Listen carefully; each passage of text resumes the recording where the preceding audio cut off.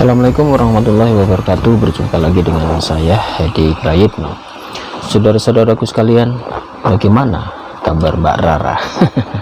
Kenapa saya bertanya seperti ini? Karena dulu waktu rame-ramenya kasus Brigadir J ditembak mati, Mbak Rara langsung tampil dengan ramalan yang sok taunya. Itu dia mengatakan bahwa Brigadir J arwahnya sudah berkomunikasi dengan dia sudah ngobrol dengan arwah Brigadir J, Mbak Rara pawang hujan yang kesohor itu.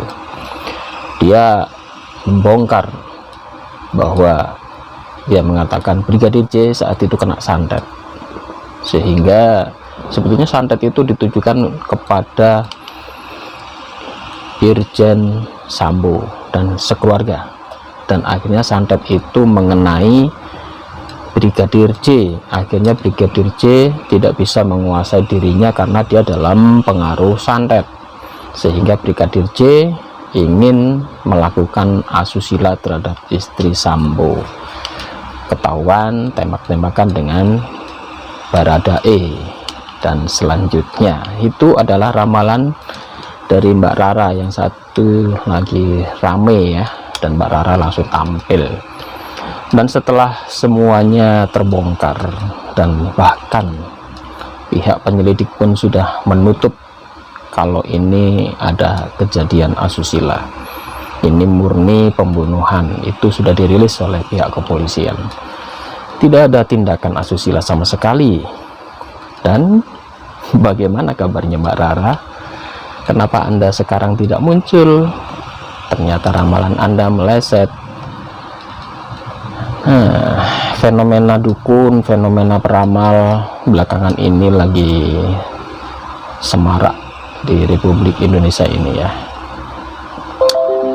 Belum lagi masalah si dukun, siapa itu, Samsudin, dan soal perseteruan si Samsudin dengan pesulap merah. Ini memasuki babak baru karena Persatuan Dukun melaporkan si pesulap merah, karena Persatuan Dukun ini melaporkan pesulap merah kepada polisi terkait soal perseteruan antara, konon disebut Gus Samsudin dengan pesulap merah. Memasuki babak baru karena mereka akhirnya saling lapor. Si Gus Samsudin melaporkan pesulap merah karena pencemaran nama baik dan juga pelanggaran IT atau apa itu ya. Yang jelas di dalam pemberitaan yang diberitakan di tempo.co, dalam sebuah pemberitaan di tempo.co, dari Tempo yang dalam Tempo Digital, berita Tempo Digital, Tempo membuat judul yaitu pesulap merah dilaporkan Persatuan Dukun Indonesia. Jadi Persatuan Dukun ini ternyata dukun ada persatuan ya. Jadi persatuan para dukun-dukun ini melaporkan si pesulap merah ya. Jadi seperti yang ditulis di tempo.co, Marcel Radival atau masyarakat mengenal sebagai pesulap merah ini dilaporkan ke Polres Metro Jakarta Selatan oleh Persatuan Dukun Indonesia. Laporan ini dibuat pada tanggal 10 Agustus hari Rabu 2022. Kapolres Metro Jakarta Selatan Kombes Yandri Insar menyebut ini bukanlah laporan yang pertama kepada pesulap merah. Pesulap merah dilaporkan juga atas pelanggaran IT. Sebelumnya pemilik Padepokan Nurzat Sejati yaitu Gus Samsudin juga melaporkan pesulap merah ke Polda Jawa Timur tentang tuduhan pencemaran nama baik dan ujaran kebencian. Polisi masih mempelajari laporan Gus Samsudin tersebut. Iya benar, ujarnya, laporannya ada tanggal 10 Agustus kemarin, ujar Yandri saat dihubungi Tempo tersebut.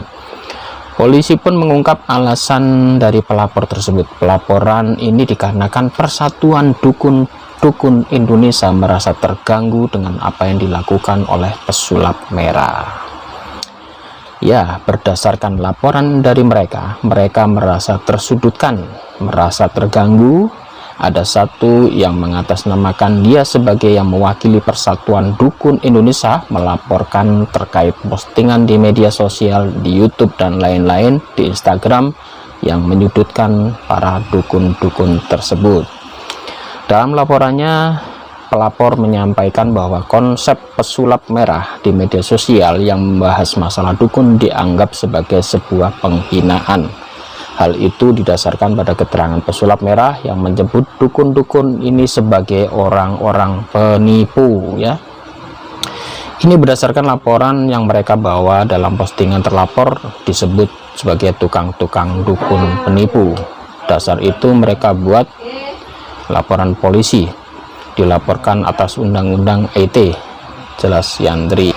Dalam laporannya, pelapor menyampaikan bahwa konsep pesulap merah di media sosial yang membahas dukun dianggap sebuah penghinaan.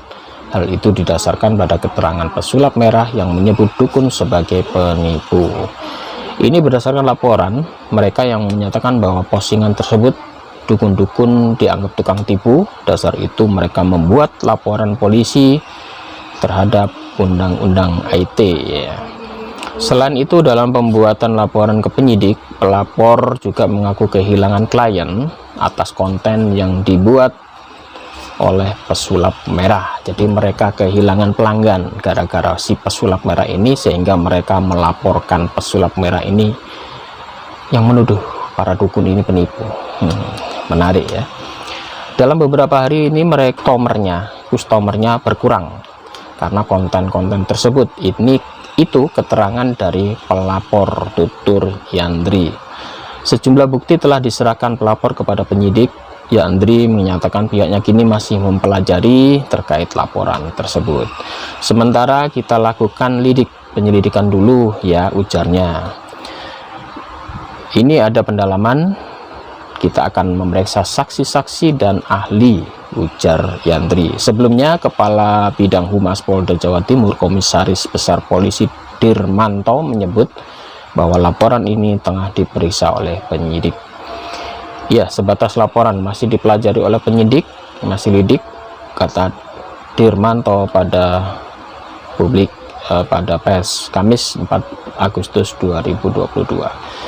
Ini ada hal menarik, ya. Jadi para dukun-dukun ini melaporkan si pesulap merah dengan tuduhan membuat mereka sepi, customernya, kliennya sepi gara-gara trik-trik mereka dibongkar oleh si pesulap merah.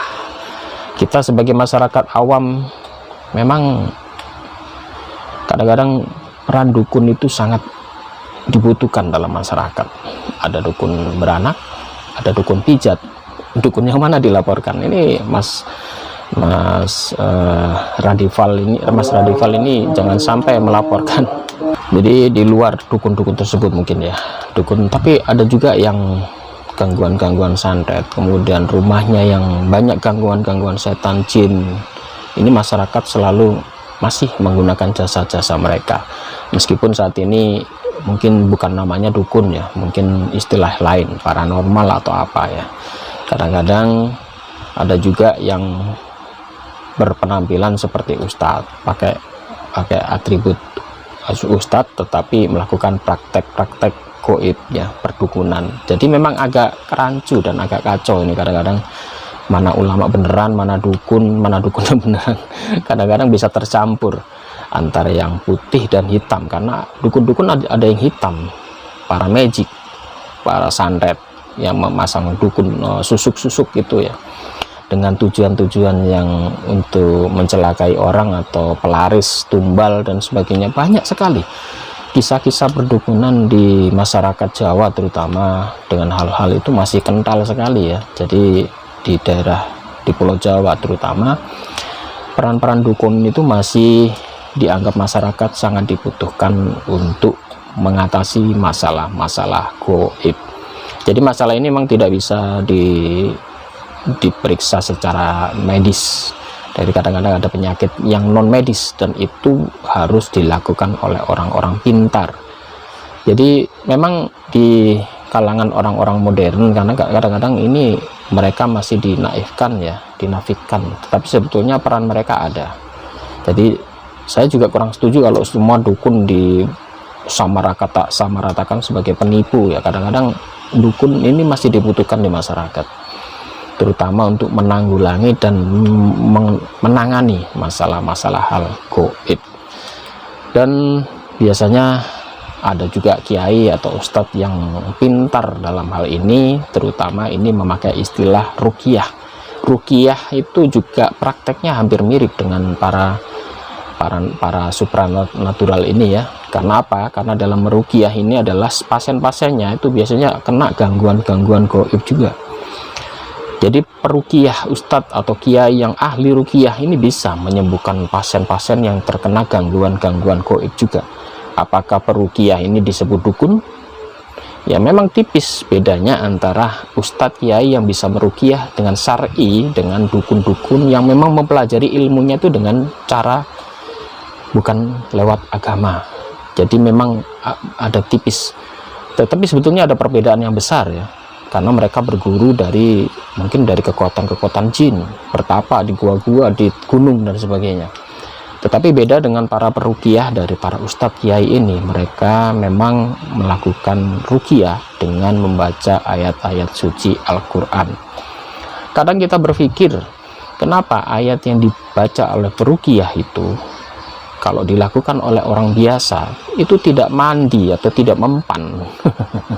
Sama-sama yang dibaca itu katakan surat Al-Fatihah, tetapi kalau yang membaca itu para peruqyah, itu bisa akibatnya luar biasa bagi orang-orang yang terkena gangguan-gangguan gaib. Biasanya orang-orang yang kemasukan jin jahat dan sebagainya, saat mereka dibacakan surat Al-Fatihah, pengaruhnya akibatnya sangat besar sekali. Mereka bisa terbakar, setannya bisa nangis, jerit-jerit dan sebagainya. Sedangkan kalau orang awam yang tidak mengerti ilmunya, membaca surat Al-Fatihah pun kadang-kadang diketawain oleh jin-jin itu. Menarik. Dan fenomena ini tidak bisa kita anggap itu tidak ada, atau kita samaratakan bahwa semua itu dilakukan oleh penipu. Bukan ya, saya juga kurang setuju kalau dikatakan semua itu penipu. Tidak. Ada kelompok-kelompok orang yang memang betul-betul bisa menguasai gaib dan bisa membantu masyarakat. Para ustadz, para kiai juga bisa meruqyah dengan cara-cara membaca ayat suci Al-Quran. Dan juga orang-orang dari supranatural atau paranormal ini juga bisa dalam tanda kutip, mereka juga bisa menyembuhkan pasien-pasien yang kena gejala-gejala penyakit gaib. Jadi persatuan dukun kompak melaporkan si Radival pesulap merah karena menganggap para dukun semua ini penipu. Nah, ini memang nanti pembuktiannya akan sangat susah ini. Bapak polisi kerja keras untuk membuktikan ini. Jadi kita sebagai umat muslim janganlah bingung melihat fenomena semacam ini. Tetaplah kita bersandar pada Allah SWT. Kita punya kekuatan, yaitu Allah SWT. Ada istilah begini, jika kita diganggu oleh seekor anjing dikala kita lewat di suatu tempat, ini Nabi mengatakan di dalam suatu hadis, bagaimana Nabi kalau kita itu diganggu terus oleh setan-setan itu atau kekuatan-kekuatan gaib? Nabi mengatakan apa? Itu ibaratnya kita lewat di suatu tempat, kita diganggu oleh seekor anjing. Anjing ini menggonggong terus, kadang-kadang mengejar, mau menggigit dan sebagainya, dan kita ketakutan. Apa yang kita lakukan? Laporkan ke majikannya, pemilik anjing itu, biar anjing ini diikat, dibawa masuk ke dalam rumahnya. Demikian juga Nabi mengatakan, kalau kita diganggu jin, serahkan pada Allah SWT. Jin ini tidak kelihatan, manusia biasa tidak bisa melawan, tetapi kita hanya bisa bersandar pada Allah, biar Allah yang menjerat, mengikat jin-jin nakal tersebut. Menarik ya. Sebetulnya ini pernah juga Nabi mengajarkan banyak hal soal kekuatan-kekuatan jin. Bahkan ada jin yang bisa mencuri segala macam, di dalam hadis disebutkan. Dan ini memang ada kekuatan-kekuatan jin, iblis, dan kekuatan-kekuatan jin ini sudah ada.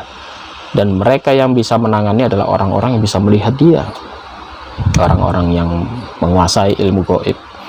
Jadi memang kita harus pisahkan ya, mana dukun asli yang bisa menyembuhkan, mana dukun palsu yang hanya pura-pura main trik sulap, dan mana yang Ustadz Kiai yang memang bisa benar-benar meruqyah. Ini harus kita bedakan. Kita tidak bisa menggeneralisasi bahwa semua ini penipu, bukan ya. Kita harus bijak dalam melihat hal ini. Demikian dari saya, ayo tetap waspada. Wabillahi taufik wal hidayah. Wassalamualaikum warahmatullahi wabarakatuh.